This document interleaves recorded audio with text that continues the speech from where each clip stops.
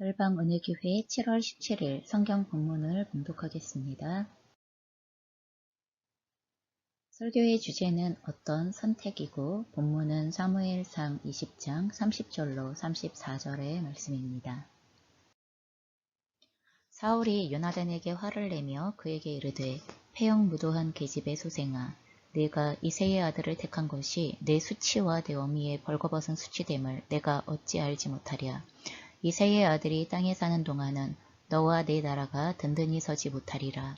그런즉 이제 사람을 보내어 그를 내게로 끌어오라. 그는 죽어야 할 자이니라 한지라. 요나단이 그의 아버지 사울에게 대답하여 이르되 그가 죽을 일이 무엇이니이까? 무엇을 행하였나이까? 사울이 요나단에게 단창을 던져 죽이려 한지라.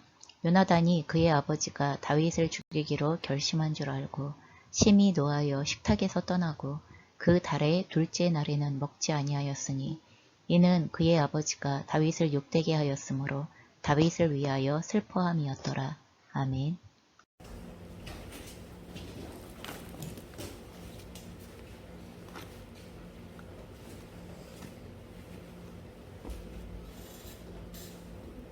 한 주 동안 모두 평안하셨죠?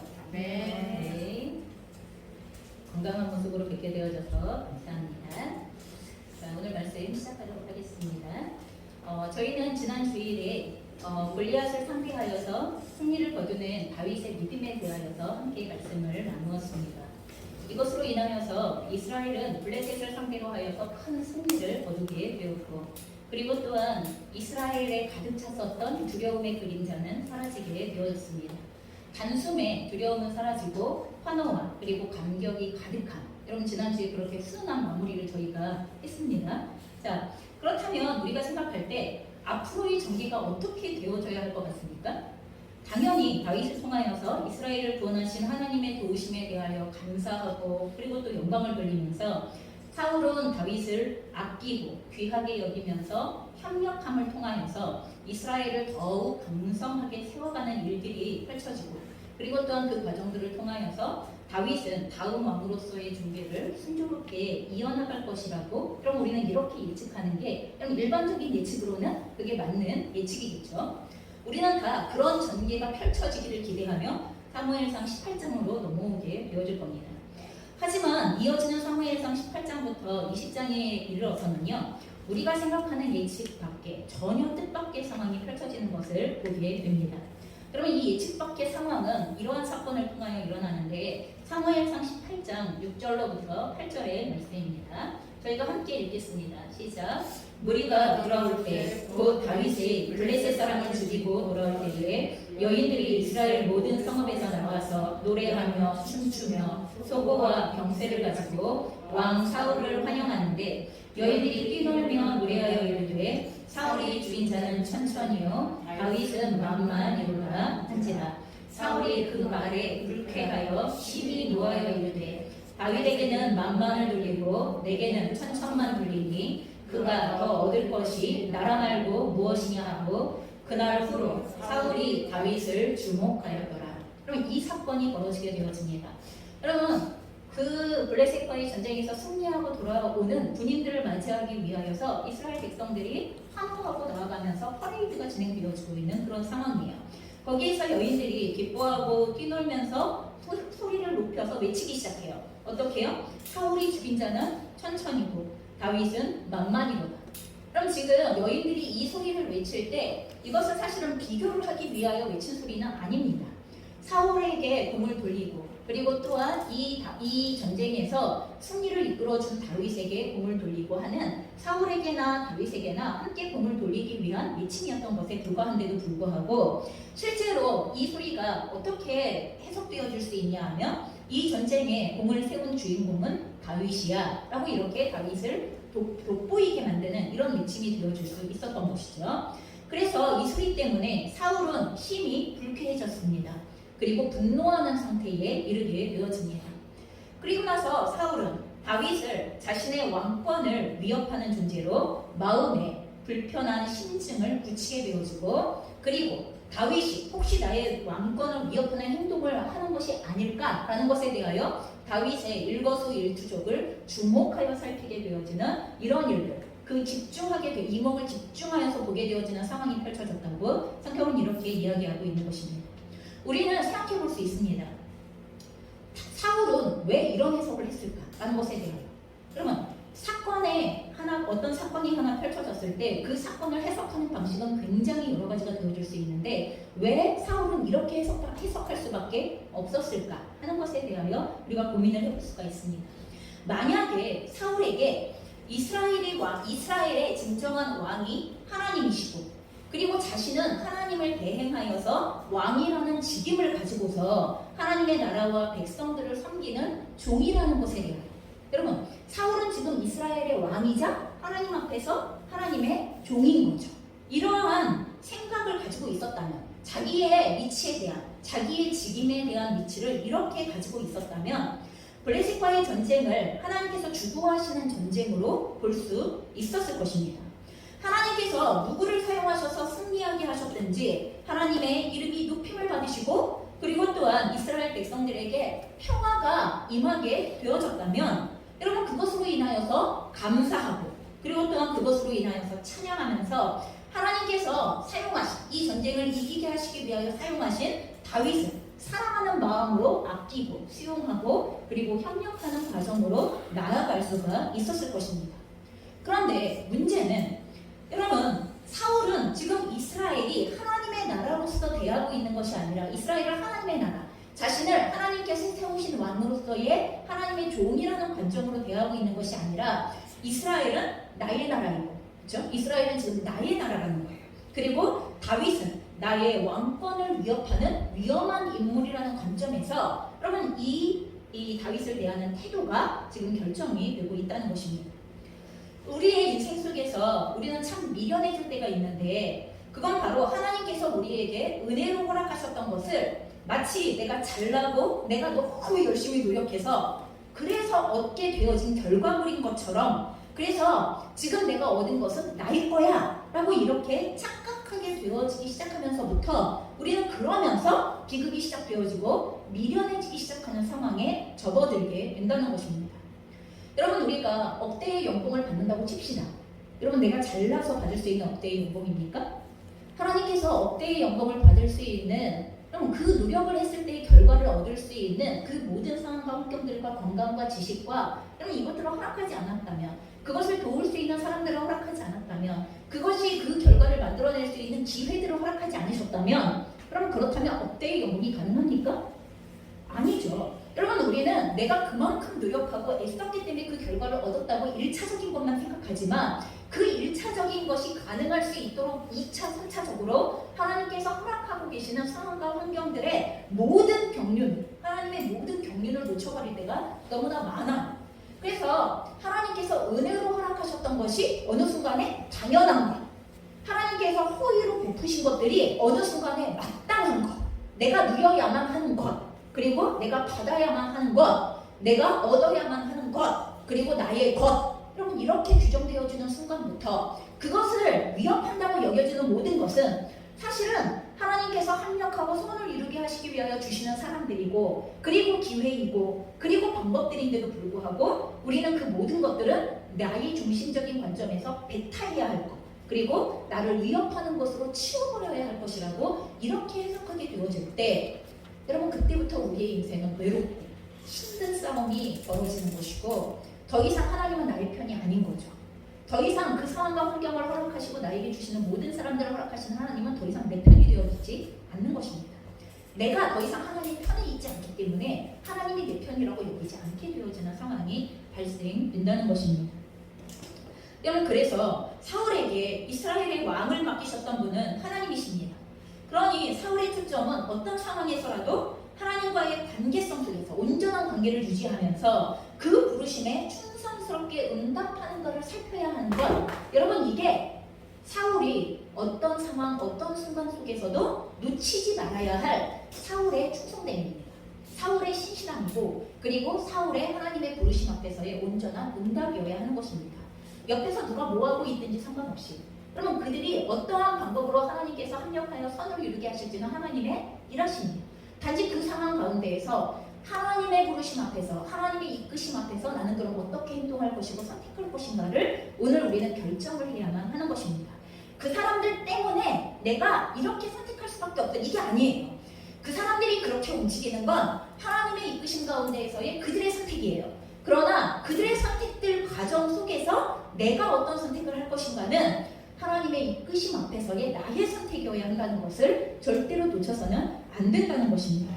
그러기에 나를 통하여서 행하시려는 하나님의 뜻이 온전하게 이루어지고 있다면 그럼 주변의 상황과 환경이 어떻게 요동하고 있는지 상관없이 나는 나의 길을 가고 있는 것입니다. 나는 충성스러움의 길을 가고 있는 것이고 하나님께서 허락하시기를 기뻐하시는 선을 향한 방향을 목적을 향하여 나아가게 되어지는 것입니다. 하나님께서는 이스라엘의 승리를 위하여서 어떤 누구든지 사용하실 수 있는 이스라엘의 참 왕이십니다. 꼭 나만 사용하셔야 됩니까? 아니죠. 나를 사용하실 시간이 있고 그리고 나의 아들을 사용하실 시간이 있고 나의 신하를 사용하실 시간이 있고 나와 함께하는 또 다른 동역자들을 사용하실 시간이 있고 여러분 이건 나의 지혜의 영역을 넘어서는 하나님의 지혜의 영역이에요. 단지 그것을 통하여 하나님의 나라가 세워지고 있는가 거기에 초점을 맞추고 있는가라는 이것이 중요하다는 것입니다. 누구를 사용하시건 그가 승리할 때 나는 패하는 게 아닙니다. 그게 아니라 하나님께서는 각 사람의 고유성 그 자체로 사용하시는 분이세요. 그 과정을 통하여서 각 사람은 하나님의 사람으로 세워져 가는 것입니다. 그리고 그것을 훈련을 받는 것입니다. 결국 그 사람은 그 사람대로 하나님의 나라를 섬기는 사람으로 세워져 가고 있는 거고 나는 나대로 하나님의 나라를 섬기는 하나님의 종으로 하나님의 자녀로 세움을 입고 있는 과정이라는 것을 비교하지 마셔야 됩니다. 그가 흥하면 나는 패하는 게 아닙니다. 나는 나대로 하나님 앞에서 흥해지는 것이고 그는 그대로 하나님 앞에서 흥해야 하는 그래서 우리가 함께 윈윈하고 우리가 함께 승리를 얻어야 하는 이것을 배워야만 하는 게 하나님 나라의 동역자들의 관점이어야 하는 것입니다. 그래서 함께 협력하여 승리를 만들어 나가는 것을 배우는 것 그래야 하나님 나라는 삽니다. 그래야 하나님의 나라는 사는 거예요. 여러분 우리가 지금 어느 당의 모습을 보더라도 다 죽여. 나만 남고 다 죽이려고 그래. 그쵸? 나만 남고 다 죽이는 게 내가 사는 길이라고 생각해서 어느 당이건 상관없이 나만 남고 다 죽여. 서로가 나만 남고 다 죽이려고 그래. 그래서 다 죽어요. 그쵸? 누구도 살아남지 못하고 서로가 서로를 물어뜯고 다 죽이는 상태가 벌어지고 있는 완전히 로스로스 게임. 지금 그 상황을 우리가 보고 있는 거예요. 찰스가 여기서 누가 살아남는다 하더라도 얼마나 살아남을 수 있을까 하는 것에 대하여 소망을 둘 수 없는 상태가 그럼 이게 지금 우리의 정치권의 상황이고 우리 정치권만 그렇습니까? 아니에요. 직장에서 나의 동료가 잘 되면 그때부터 내가 눈에 불을 켜고 그 동료가 안 되는 길만을 찾아. 그리고 내가 잘 되기를 바라는 게 아니라 그 동료가 안 되는 게 내가 잘 되는 길이라고 생각하는 이 길을 찾아내려고 눈에 불을 켜고 찾기 시작해요. 이건 망하는 길이에요. 같이 망하는 길이고 모두가 망하는 길이며 하나님의 나라가 설사 하나님의 백성들이 그러고 있다면 그건 하나님의 나라가 망하는 길이라는 것을 우리는 분명히 아셔야만 한다는 거예요. 자, 그러나 이스라엘을 이미 자신의 것이라고 여기고 있었던 사울이 이 여인들의 외침을 들었을 때 다윗이 가지고 있었던 뛰어난 모든 자질은 하나님께로부터 온 복으로 보는 것이 아니라 이스라엘을 위한 하나님의 도우심으로 보는 게 아니라 어떻게 되는 거예요? 이스라엘 백성들의 민심을 도둑질해가는 질투의 대상이 되어지기 시작하는 거죠. 나의 왕권을 위협하게 될 것이라는 이 직감으로 인하여서 사울은 엄청나게 분노하고 이 분노를 주체할 수 없는 상황 가운데에 사울은 이르게 되어집니다. 그리고 이 분노로 인하여 사울에게는 악령이 임하게 되어집니다. 여러분, 악령이 우리에게 임하는 건 악령이 우리를 공격해서 우리에게 임하는 게 아니고 악령이 공격할 때 우리가 그 문을 열어주기 때문에 악령이 우리 가운데 임하는 거예요. 여러분, 사탄이 우리를 그렇게 하게 했다고요? 아니요. 사탄이 우리를 유혹할 수 있고 공격할 수 있어도 우리가 선택하지 않으면 사탄은 결코 우리의 인생에 역사할 수 없습니다. 하나님의 이미 승리하심의 약속의 말씀을 우리 가운데 적용하기 시작한다면 그것을 붙들기 시작하고 그것대로 순종하기 시작한다면 공격하고 유혹하던 사탄의 권세가 결코 우리를 주관하는 자리로 절대로 우리의 삶 속에 짓고 들어올 수 없게 되어져 있다는 것을 기억하셔야만 합니다. 여러분, 그렇기 때문에 이 시점 이후로 사무엘상 18장부터 20장까지는요 사울이 6번에 걸쳐서 다윗을 죽이려고 한 일들을 굉장히 자세하게 기록하고 있습니다. 3번은 자기를 위하여서 수금을 타던 다윗에게 창을 던져 죽이려고 하는 사건이 벌어집니다. 두 번은 자기의 딸이 둘이 있어요. 메랍이라는 딸과 첫째 딸과 둘째 딸 미갈이라는 딸이 있어요.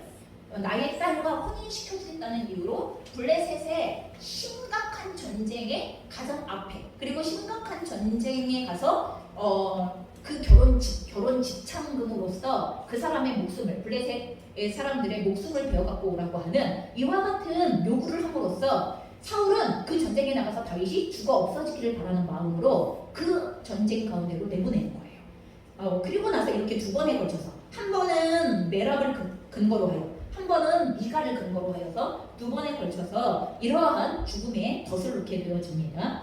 그리고도 안 죽자 다시 다윗의 집에, 미갈과 함께 살고 있는 다윗의 집에 암살단을 보내서 직접 처단하고 오도록 요구하는, 이와 같이 6번에 걸쳐서 다윗을 직접적으로 간접적으로 죽이려 하는 이러한 사건이 계속 이어서 나타나게 되어집니다. 여러분, 이 사건이 처음에는 질투와 분노를 주체하지 못하여서 즉흥적으로 창을 던지는 그와 같은 살인 시도였어요. 여러분, 작정하고 죽이려고 했던 건 아니에요. 그때까지만 하더라도. 하지만 그것이 안 되고 나니까 이제는 질투와 분노의 마음이 더욱 거세어지기 시작하면서 사울의 마음을 가득 채우기 시작하면서 비이성적이 되어지고 살인적인 광기가 폭발하기 시작하면서 이제는 치밀하게 계산되어진 살인의 음모를 가지고서 이 다윗을 죽이려고 하는 지경에 이르게 되어집니다. 여러분, 이러한 6번의 시도가 실패하자 이제는 사울이 어떻게 하려고 하냐면 대대적으로 병력을 일으켜서, 군사를 일으켜서 다윗을 죽이려고 하는 그 계획을 실행하기 직전, 오늘 사무엘상 20장은 그 직전까지의 상황을 언급하고 있는 내용입니다. 그래서 골리앗을 이기고 승리한 다윗을 향하여서, 그 다윗을 통해 일하고 계신 하나님을 향하여서 사울이 어떤 선택을 하고 있는가를 너무나 명확하게 보여주고 있는 그 다윗을 대하는 태도, 그게 곧 하나님의 일하심을 향하여서 사울이 취하고 있는 태도라는 것을 보여주고 있는 내용입니다. 하지만 28장에서부터 20장까지의 이 말씀 속에는요, 사울과 또 다른 선택을 하게 되어지는, 동일한 사건을 향하여서 또 다른 선택을 하게 되어지는 한 사람을 우리가 보게 되어집니다. 골리앗을 이기고 승천한 다윗을 사울과는 전혀 다르게 대하는 또 한 사람을 보게 되어지는데, 여러분, 그 사람이 바로 사울의 아들인 요나단입니다. 그럼 그래서 사무엘상 18장 1절 그리고 3절 4절에 보면 그 요나단이 다윗을 대하는 태도에 대하여 이야기하는데, 우리가 함께 읽겠어요. 청소년들은 눈을 들어 앞을 보면서 함께 공독하시기 바랍니다. 이준아 앞을 보고, 손재, 휘도 앞을 봐주세요. 같이 읽겠습니다. 시작. 다윗이 사울에게 말하기를 마치매 요나단의 마음이 다윗의 마음과 하나가 되어 요나단이 그를 자기 생명같이 사랑하니라. 요나단은 다윗을 자기 생명같이 사랑하여 더불어 언약을 맺었으며, 요나단이 자기가 입었던 겉옷을 벗어 다윗에게 주었고 자기의 군복과 칼과 활과 띠도 그리 하였더라.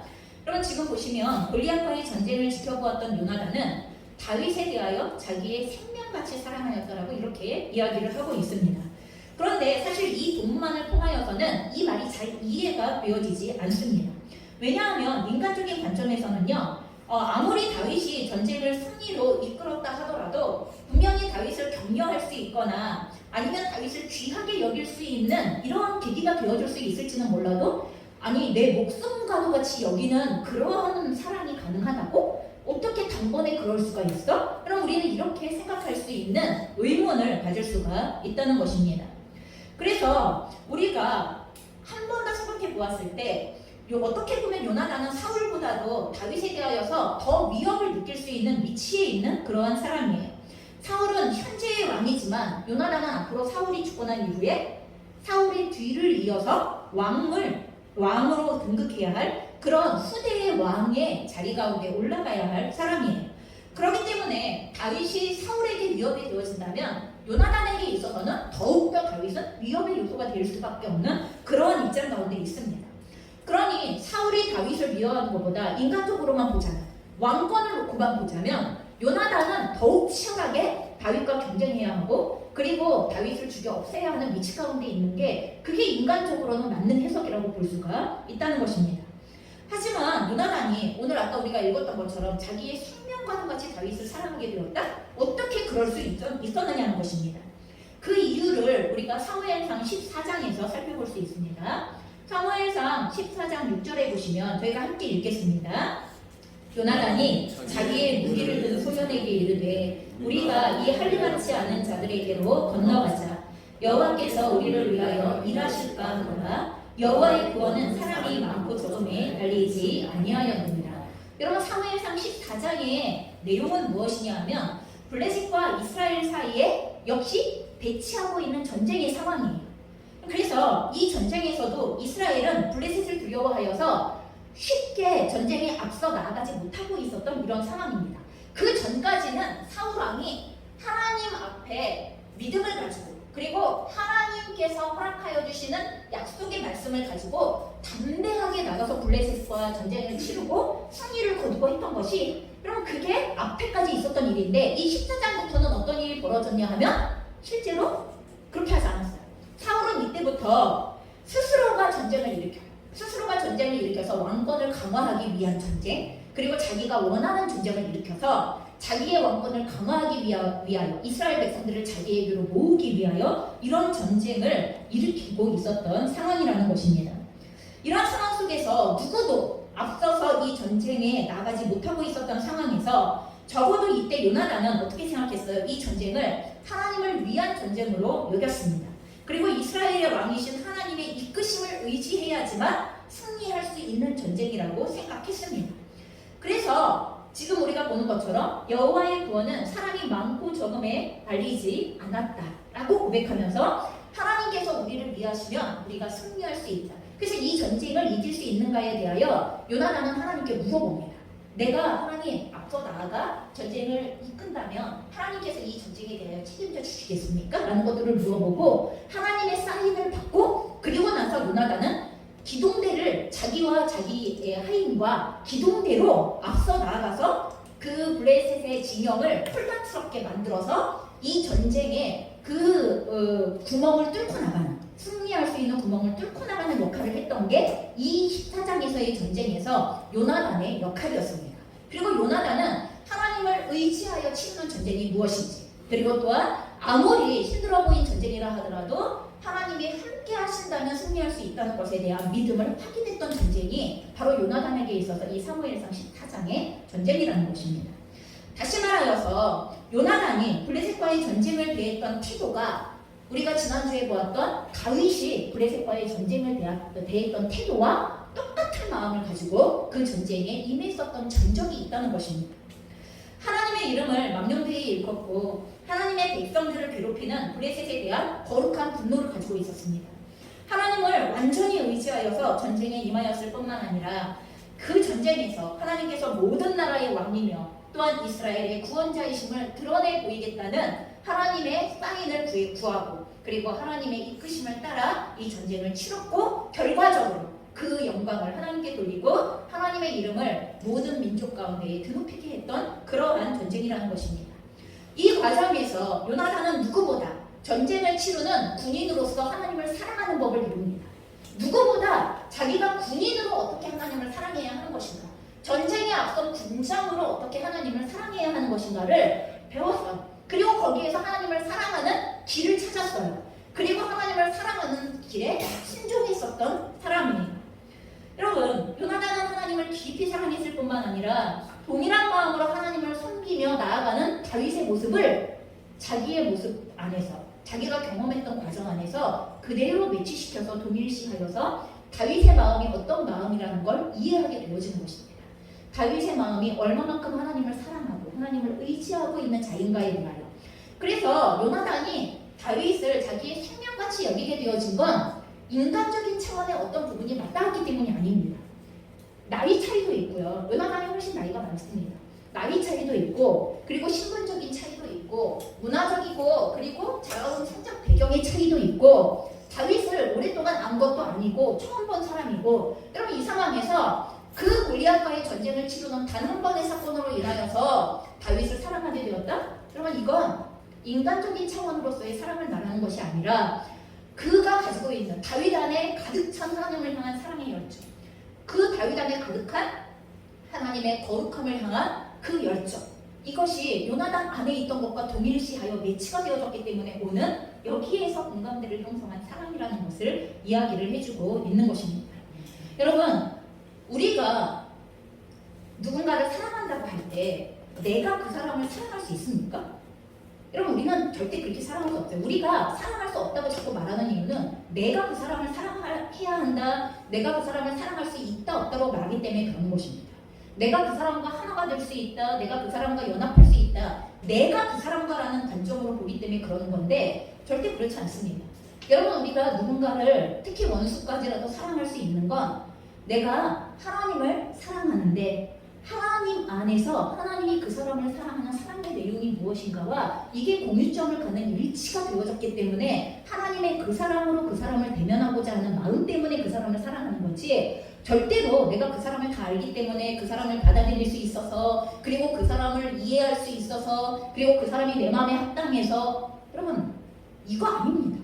우리는 자꾸 착각하는데 우리가 누군가를 사랑할 때 우리가 주님의 사랑으로 사랑합니다라고 얘기하는 것입니다. 우리가 주 안에서 사랑합니다라고 이야기하는 이유는 주 안에 우리가 연합되어졌기 때문에 주 안에 있는 그 사람을 향한 하나님의 사랑과 내 안에 하나님의 사랑이 함께 이게 연합이 되어지기 때문에, 이게 일치가 되어지기 때문에만 우리는 진정한 사랑을 배우고 행할 수 있는 자리로 나아갈 수가 있고 진정한 연합을 향하여 나아갈 수가 있는 거예요. 그러니 사랑과 연합의 문제는 너와 나의 문제가 아닙니다. 그 가운데 누가 계셔야 되는 것입니까? 예수 그리스도께서 계셔야 하는 것입니다. 하나님께서 계셔야 하는 것입니다. 내가 하나님과 연합되어지지 않고는 절대로 그를 향한 사랑을 가지고 나아갈 수 없는 것입니다. 그러니 내가 사랑을 할 수 있다 없다라고 스스로가 판단하는 것, 이거는 이미 전제에서부터가 잘못되어진 것입니다. 나는 처음부터 그 사람을 사랑할 수 있는 존재가 아닙니다. 그러니 하나님을 전심으로 사랑하십시오. 하나님을 전심으로 사랑하셔서 그 하나님 안에 있는 사람과 하나가 되십시오. 여러분, 그 사랑을 가지고 그 사람 안에 나아가야만 우리는 하나님께서 원하시는 진정한 사랑으로 그 사람을 보고 대면하고 섬길 수 있는 자리로 서게 될 수가 있는 것입니다.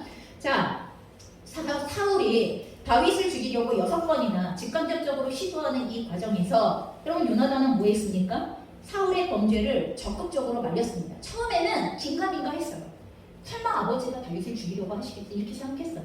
근데 나중에 이것이 점점 정확한 증거로서 자꾸 드러나게 되어지니까 요나단은 너무나 괴로웠습니다.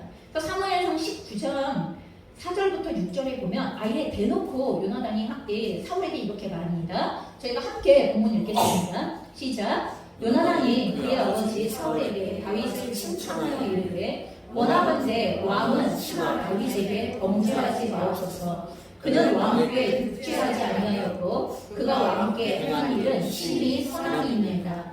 그가 자기 생명을 아끼지 아니하고 블레셋 사람을 죽였고 여호와께서는 온 이스라엘을 위하여 큰 구원을 이루셨으므로 왕이 이를 보고 기뻐하셨거늘 어찌 까닭 없이 다윗을 죽여 무죄한 피를 흘려 범죄하려 하시나이까. 사울이 요나단의 말을 듣고 맹세하되 여호와께서 살아계심을 두고 맹세하거니와 그가 죽임을 당하지 아니하리라. 여러분, 사울이 요나단과 군인들에게 가서 다윗을 잡아 죽이라고 이야기했을 때 그 앞을 가로막으면서 요나단이 했던 말이 지금 이 이야기입니다. 그래서 다윗을 죽이기에 혈안이 되어져 있는 아버지 사울왕 앞에 나가서 다윗을 죽이는 일은 선한 사람을 무고하게 죽이는 범죄입니다. 다윗이 잘못한 게 무엇입니까? 사실 다윗은 근데 잘못하고 있던 게 없어요. 그렇죠? 다윗은 이스라엘을 위하여 블레셋을 향하여 나아가 자기의 생명을 맞바꾸어 승리했고, 그리고 자기가 가지고 있는 은사와 재능으로 사울의 악령을 쫓아내주는 일을 했고, 이스라엘 백성들에게 평화를 가져왔고, 그리고 목숨을 다하여 그가 처해야 될 위치에서 왕과 하나님을 섬겼고, 이게 다윗이 한 일이에요. 선한 일이에요. 너무나 지극히 이스라엘과 사울 왕에게 유익이 되어지는 일을 하고 있었던 그 상황이라는 거예요. 그런데 아무런 이유가 없이 그러한 다윗을 죽이는 무고한 이유 때문에 사람을 죽이면 그것은 하나님의 율법을 어기는 범죄입니다 라고 요나단이 사울에게 정확하게 말했던 것입니다. 사울은 다윗을 이 얘기를 듣고 나서 사울은 다윗을 죽이지 않겠다고 하나님의 이름을 걸고 맹세까지 해. 내가 하나님의 이름을 걸고 맹세코 죽이지 않을게. 근데 이게 얼마 가지 못합니다. 여러분, 우리가 하나님의 이름을 걸고 맹세하는 것과 그 마음을 지키는 것과의 문제는 굉장히 다른 문제예요. 내가 말했다고 그대로 지키는, 그러면 언행 불일치가 얼마나 우리의 인생을 망가뜨리게 되어지는지 우리는 잘 알고 있습니다. 하지만 사울은 곧 다시 다윗을 죽이기 위한 일을 요나단 몰래 진행해요. 이제 요나단이 알까봐 요나단 몰래 진행해요. 결국 다윗과 요나단은 최종적으로 그 몰래 다윗을 죽이기 위하여 진행되어지는 상황을 다윗은 알죠. 그래서 다윗이 요나단 앞에 나아가 물어봅니다. 대놓고 내가 도대체 뭘 잘못했길래 너희 아버지가 나를 이렇게까지 죽이려고 하냐. 그래서 우리가 최종적으로 사울 왕의 중심을 한번 다시 확인해보자 하는 것에 대하여 요나단과 다윗이 의논을 하고 그리고 이 상황에 대하여 대응을 하게 되어집니다. 그래서 다윗과 요나단은 최종적으로 다윗을 향한 사울의 의중을 파악하고자 했고, 오늘 앞에 맨 처음 우리가 읽었던 성경 본문에서 다윗을 감싸는 요나단에 대하여서 사울은 완전하게 극대노하면서 요나단에게까지 간창을 던져버리는 사울의 모습이 나와요. 그럼 분노를 주체할 수 없어서 다윗이 뭘 잘못했길래 죽이려고 합니까? 라는 이 이야기를 하는 이제 요나단. 앞에서는 그렇게 요나단이 얘기했을 때 내가 다시는 그러지 않을게 이렇게 얘기했잖아요. 그래서 이제는 이걸 치고 나가니까 어떻게 되는 거예요? 이제는 요나단을 향해서도 단창을 던져버리는 거예요. 여러분, 죄는 절대로 약화되어지지 않습니다. 내가 한 번 그 일을 저지르고 나서 다음에는 안 그래야지? 안 그럴 것 같습니까? 아니요, 그럴 리가 없습니다. 죄는 오염의 속도와 그 강도가 매우 심각해집니다. 한 번 한 사람이 두 번 하는 거, 두 번 한 사람이 세 번 하는 거, 그리고 그것이 몸에 배어지고 익숙해지는 거, 그 강도가 점점 심해지는 거, 이건 죄가 가지고 있는 특징이고, 그리고 악한 영이 가지고 있는 특징입니다. 여러분, 그렇기 때문에 저희 안에 다시 한번 하나님께로부터 우리 가운데 부어지는 하나님의 크고 놀라우신 은혜가 아니면 우리는 절대로 이 죄를 이길 수 없다는 것에 대하여 우리는 분명히 기억하시고 이에 대하여 깨어 근신하시는 것이 필요하다는 것을 여러분 생각해 주시면 좋겠습니다. 자, 그래서 이런 상황, 이 요나단에게 단창을 던지고 다윗을 죽이라고 명령하는 사울의 모습이 나오게 되어집니다. 그래서 이제 결국은 요나단은 다윗에게 이 사실을 전달을 하게 되어집니다. 요나단은 사울에게 다윗에게 이 상황을 전달을 하게 되어지고 그리고 다윗을 보내는 과정이 나오게 되어집니다.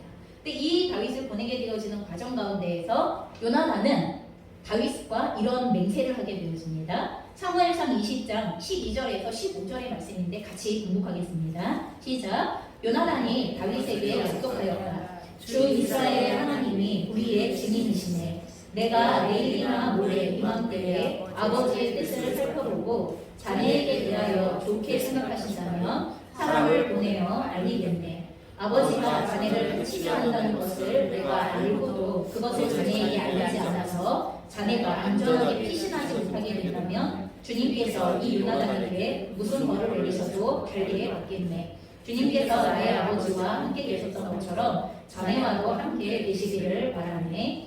그 대신 내가 살아있는 동안은 내가 주님의 인자하심을 누리며 살 수 있게 해주되 내가 죽은 다음이라도 주님께서 자네 다윗의 원수들을 이 세상에서 다 없애버리시는 날이라도 나의 집안과 의리를 끊지 말고 지켜주소.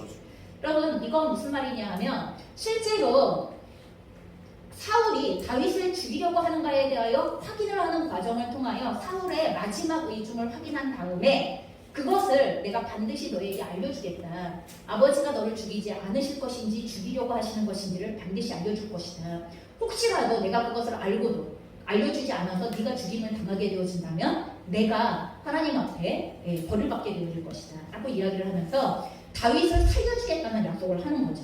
그리고 나서 약속을 받아내요. 다윗에게 어떤 약속을 받아냅니까? 이렇게 내가 너를 살려주고 났을 때 너도 나에게 너의 사랑을 베풀어라. 너의 은혜를 베풀어라. 그것은 무엇이냐 하면 내가 사는 날 동안에 내가 하나님의 은혜 가운데 살 수 있도록 네가 나를 먼저 죽이지 말고, 그리고 설사 내가 죽은 다음에 네가 왕이 되어진 이후에라도 나의 아버지가 너에게 악을 행하였지만 그리고 나의 아버지가 너를 죽이려고 했었던 것들을 기억하지 말고 내가 너에게 베푼 은혜를 기억해서 나의 후손들에게 나의 자손들을 멸하지 말고 멸족시키지 말고. 여러분 왕권이 바뀌면 멸족이 되어지잖아요. 기존의 왕족이었던 그 왕족은 완전히 멸망되어지거든요.